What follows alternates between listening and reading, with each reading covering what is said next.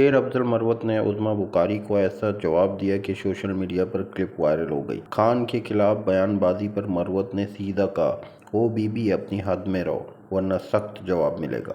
मरवत साहब आप जवाब देते हैं, चंद मेरे पास लम्हात है, लिमिटेड टाइम है। अज़मा साहिबा की तरफ भी मैंने जाना है और ख्वाजा साहब का भी इस पे मुझे व्यू चाहिए। मैं एक बात करता हूँ, 2017 का भी काफी लोग हवाला दे रहे हैं। देखिए 2017 वो कहते हैं प्रोजेक्ट इमरान खान।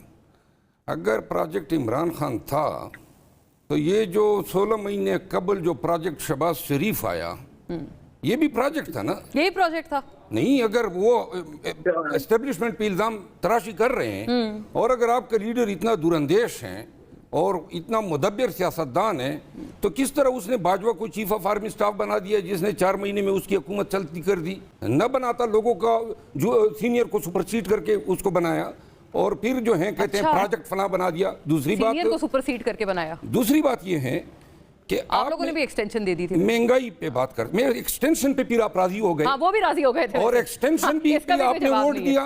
क्यों वोट दिया? 2019 से पाकिस्तान मुस्लिम लीग नून जो है बाजवा के साथ साजिशें कर रही थी।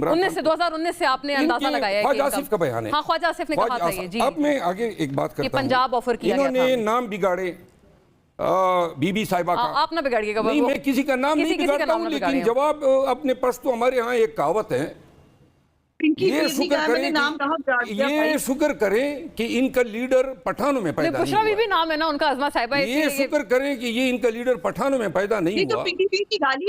ये बात अब साफ हो गई है कि खान के खिलाफ बोलना आसान नहीं। देखना होगा कि सियासत के इस मैदान में अगला कदम कौन उठाता है। अगली वीडियो में मिलते हैं, तब तक के लिए अल्लाह हाफिज़।